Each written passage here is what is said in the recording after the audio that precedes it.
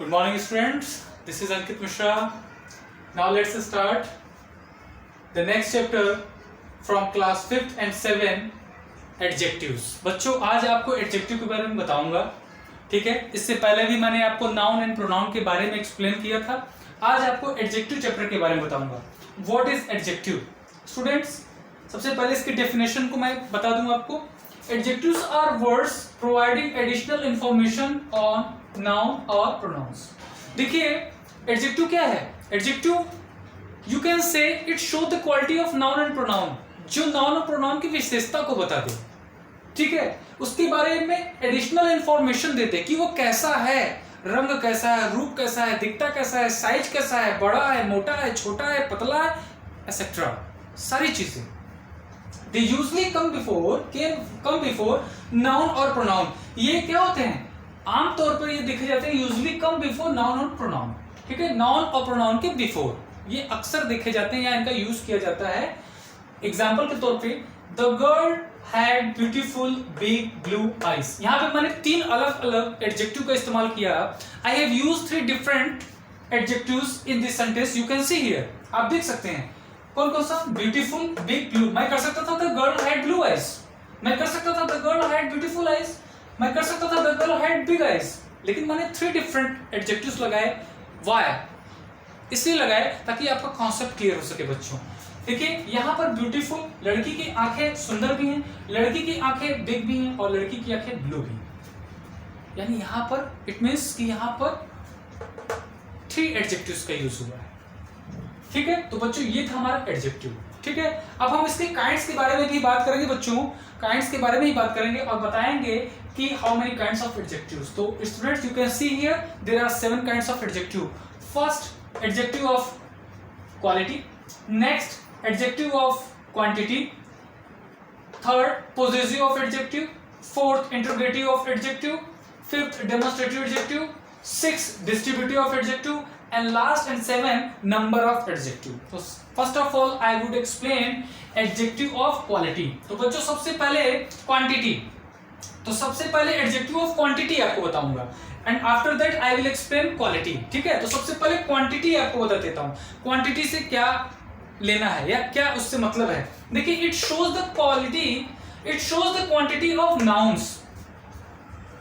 बच्चों कह रहा है it shows the quantity of noun और प्रोनाउन। ये किसी नाउन या किसी प्रोनाउन, और यू कैन से ये नाउन और प्रोनाउन की क्वांटिटी को दर्शाता है, बताता है। For example there was enough food, there was enough food.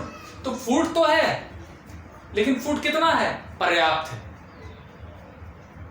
Food कितना था? पर्याप्त था। तो यहां पर एडजेक्टिव हमारा क्या है? एनफ। ये वर्ड जो दिख रहा है आपको एनफ, ये क्या बता रहा है? ये एडजेक्टिव तो है लेकिन ये किस तरह का एडजेक्टिव है कि फूड तो है लेकिन कितना फूड है भाई? एनफ है, पर्याप्त है, सफिशिएंट एनफ है भाई हमारे पास। तो ये क्या है? क्वांटिटी बता रहा है कि पर्याप्त है। उसकी मात्रा कितनी है? पर्याप्त है, जी भर कर है, मन भर के, quantity. Next adjective of quality. अब क्वालिटी के बारे में बताएंगे, विशेषता, उसकी क्या क्वालिटी हो सकती है।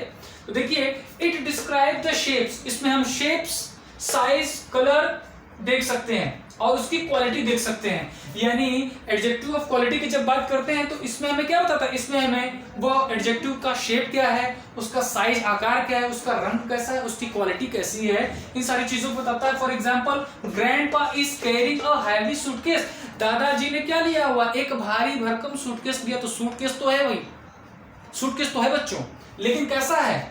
ग्रैंडपा के पास जो सूटकेस है जो उन्होंने कैरी किया हुआ है वो हैवी है। तो क्या बता रहा है यहाँ पे हमारा एडजेक्टिव क्या है? हैवी। तो उसका यहाँ पर क्या बता रहा है? एक तो इससे हमें उसका क्या पता चल रहा है? एक तो इससे हमें उसकी साइज पता चल रही है कि साइज कैसी, हैवी साइज है। क्या पता चला ना? साइज पता चल गया। अगर मैं यहाँ पे करता कि grandpa is carrying a blue colour suitcase, कि ब्लू सूटकेस और ब्लू सूटकेस और red suitcase, black suitcase, white suitcase, कुछ भी, तो वहां पे हमें कलर पता चल जाता है, ठीक है। अगर हम यहाँ पे करते हैं स्ट्रॉन्ग सूटकेस तो यहाँ पर उसकी क्वालिटी की बड़ा मजबूत सूटकेस है। अगर हम यहाँ पे शेप्स की बात करते हैं कि उन्होंने ग्रैंडपा इज कैरिंग अ, यहाँ पे हम करते थे rectangular suitcase, square suitcase, Oval suitcase, तो यहाँ पर उसका हमें क्या पता चलता, शेप पता चल जाता, आकार पता चल जाता कि वो रेक्टेंगुलर है और स्क्वायर है और सर्कल है और ओवल है, किस तरह का वो सूटकेस है, गोले में है, चौड़े में है या फिर स्क्वायर में है। ठीक है, आगे पोजेसिव ऑफ एडजेक्टिव के बारे में देखेंगे। पोजेसिव ऑफ एडजेक्टिव क्या है, ये हमें बताता है shows belonging and possessions are called possessive adjective. इसमें क्या दिखाता है, it shows belonging and possessions, ये अधिकार दिखाता है। बच्चों बात को ध्यान से समझिएगा, ये अधिकार को बताता है और उसके बिलोंगिंग्स को दर्शाता है कि वो चीज किससे रिलेटेड है। हमारा नाउन जो है या हमारा प्रोनाउन जो है वो किस चीज से रिलेटेड, जैसे कह रहा है my father is a doctor, उसके क्या बता रहा है, उसके पोजेशंस और उसके बिलोंग्स को बता रहा है। क्या बता रहा है कि my father is a doctor, his book is on the table, यानी किसी से बिलोंग करने वाली ये किताब जो है, हिज क्या है, कहां पर है, टेबल पर है। यहां पे माय फादर, फादर तो है लेकिन किससे बिलोंग कर रहे हैं, टू मी, मुझसे बिलोंग कर रहे हैं, फ्रॉम मी, मुझसे बिलोंग कर रहे हैं। तो क्या है, पिताजी तो है किसके, माय फादर, माय फादर, तो क्या हो गया, बिलोंगिंग, बिलोंगिंग और पोजीशन अधिकार, बिलोंग संबंध, क्या है, my father is a doctor और यहाँ पे his book is on the table, book तो किसकी, उसकी, इसकी, ठीक है, हिज और हर।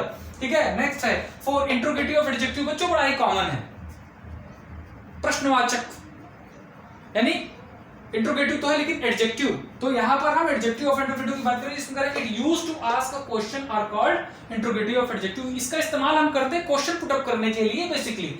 एग्जांपल देते हैं, हुज पेपर्स आर दिस, किसका पेपर है ये, ठीक है, हु आर यू, तुम कौन हो, ठीक है, इस तरह से क्या करते हैं, क्वेश्चन पुट अप करने के लिए या used to ask a question, that is called interrogative of adjective. Now the next demonstrative adjective के बारे में बात करेंगे बच्चों। It points out nouns and tell whether they are located near और फार। देखिए डेमोन्स्ट्रेटिव एडजेक्टिव का इस्तेमाल हम करते हैं, इसमें हमारे जो नाउन्स हैं उनको हम क्या करते हैं, इनको हम पॉइंट आउट करते हैं कि ये दूर है या पास है।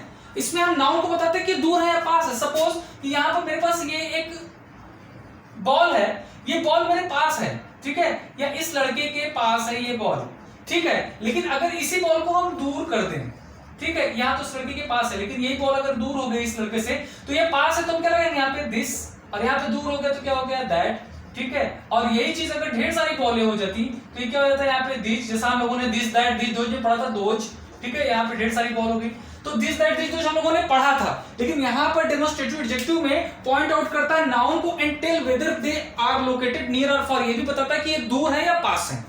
इसको भी समझिए कि ये तो क्वालिटी बता ही रहा है, यानी डेमोन्स्ट्रेटिव एडजेक्टिव तो बता ही रहा है कि दिस दैट दिस दोज से हम इसको आइडेंटिफाई कर लेंगे, लेकिन इसके साथ ये भी बता रहा है कि इट इज लोकेटेड नियर और फार, ये पास है या दूर, जस्ट लाइक दैट, जैसे मैंने आपको प्रीवियस वीडियो में बताया था। नाउ द नेक्स्ट, जैसे एग्जांपल देख लीजिए, that boys name is John, इस लड़के, उस लड़के का नाम जॉन है।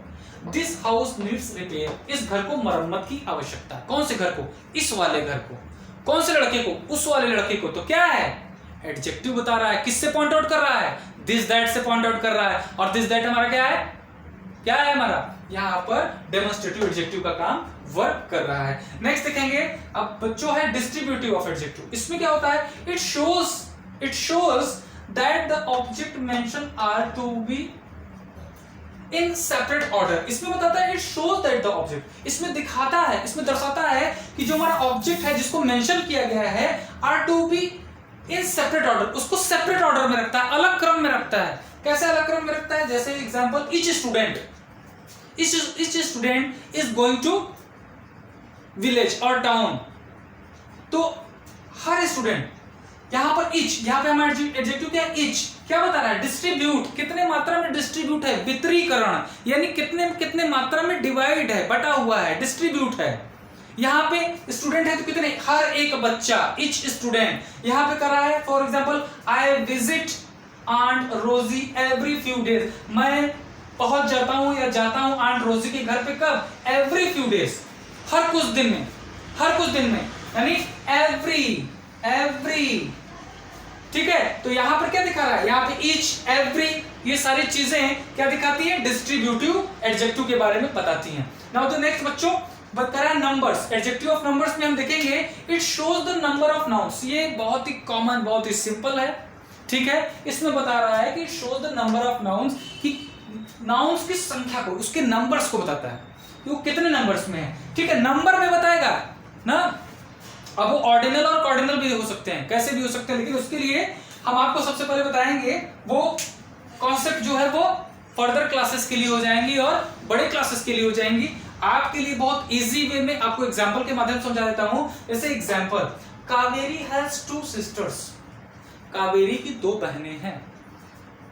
Anya stood first in the class. अब आप देख सकते हैं कि I have circle on 2 and I have circle on first. It means कि यहां पे क्या कर रहा है, कावेरी हैज 2 सिस्टर्स, कावेरी की बहनें तो हैं लेकिन कितनी, how many, there are 2 sisters and we can see here Ananya stood first in class, ठीक है। तो अन्य और अनन्या स्टूड फर्स्ट, क्या है ये, क्लास में फर्स्ट आई है, तो यहां भी नंबर्स दे रहा है, उसका नंबर क्या है, नंबर फर्स्ट, और यहां पे नंबर क्या है 2। तो इस तरह से हम number 1 to 100, 1 to 1000, 1 to million billions number होगा तो हम उसे नंबर ऑफ एडजेक्टिव ही मानेंगे। और यहाँ पर फर्स्ट, सेकंड, थर्ड, फोर्थ इस तरह से अगर आएगा तो भी इसे हम क्या मानेंगे, एडजेक्टिव ऑफ नंबर्स ही मानेंगे। तो बच्चों आज के वीडियो में इतना ही।